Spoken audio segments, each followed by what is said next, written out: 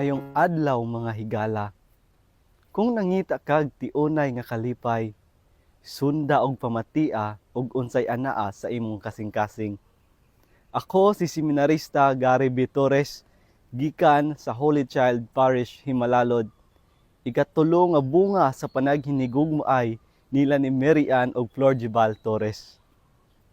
Mga higala, tuguti ako sa pagsaysay sa istorya sa akong bokasyon. Ang akong bokasyon nagsugod ni adtong birthday nako kundi inisimba ko sa among parokya.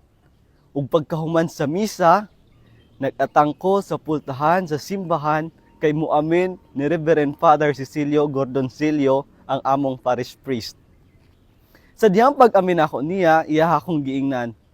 Pagpari baya dong ha, palarion kayo kag naong. Ako ra katong gibaliwala iyang giistorya not until after how many years pagtungtong na kog senior high school, ni-chat ang akong amigo nga sakristan sa among parokya. Iya akong giingnan. Sulod pagka sakristan, kay dungan tag eskwela sa college sa St. Joseph. Og sa walay duha-duha, ning sugot dayon ko og nananghid ko sa akong ginikanan og ning sugot sila. November 7, 2022, ning sulod ko pagkasakristan sa among parokya.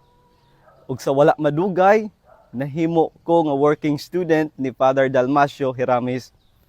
Gapadayon ko sa akong pag-eskwela and at the same time nagpadayon pug ko pag-alagad sa atong Ginoo. Ning abot ang bulan sa Mayo ug adunay mga taga-seminaryo nga magpa-take og entrance exam. Nang hugas ra kog plato at that time sa giingnan ko sa akong amigo nga sakristan nga maoy interesado kaayo nga mosulod sa seminaryo. Ug yaha kong giingnan.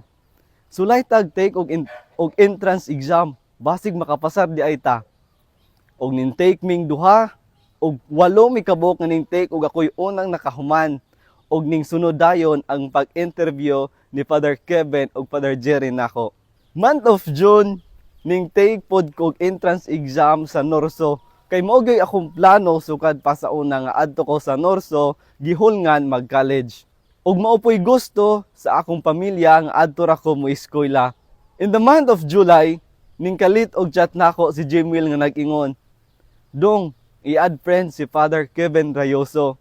Ug ako siyang gi-add friend og gi-confirm dayon ko og ning send og message si Padre nako ug nga nag-ingon. Good day, Mr. Torres. You are qualified to enter St. Joseph Seminary College. Please confirm if you are still interested. Ug sa walay duha-duha, ning yes dayon ko, ug nalipay kaayo ko pag-ayo. Ug nangutan ako ni Padre, ug kinsay laing nakapasar, namo apan ning ingon siya, nga sa 8 aning take og entrance exam, ako rang usa ang nakapasar. Same month, naa na say result ang sa Norso, ug unexpectedly, nakapasar sad ko. Nalipay ko apan galibog ko ug asa akong pilion. Maong nikonsulta ko sa akong ginikanan ug asa ko mo eskwela and they decided nga adto ra ko sa Norso. Akong gi-cancel ang seminaryo ug ang Norso ang akong gi-pursue. Pero sa dihang musulti nako ni Father Dami nga dili ko mopadayon sa seminaryo, naunhan ko niya pagpangutana, niingon siya, "Kanus ang imong reporting sa seminaryo gan?" Ug nintubag na lang pog ko nga August 7, Father. Natulala ko og wa ko kabalo sa akong unsa akong buhaton. Ug niingon ko sa akong kaugalingon nga mudayon na lamang ko sa seminaryo. Akong gichatan si Father Kevin ug ang akong ginikanan nga mosulod kog dayon sa seminaryo ug niadtong panahon na baling hilak pag-ayo ni Mama.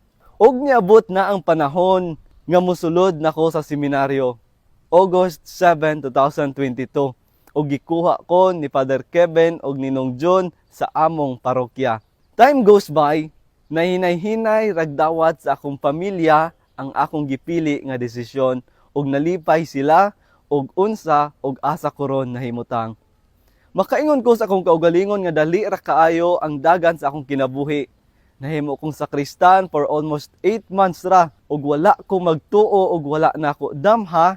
Karon nga bisan sa kadaghang pagsulay nga akong naagian sa mga kamingaw nga ako nasinati sa akong pamilya, usa na ako karon ka second year college seminarian dinhi sa St. Joseph Seminary College. Ikaw, bason pareho tag istorya. Ali na og ayaw na paglangan pa. Sulod na sa seminaryo. Busa talaga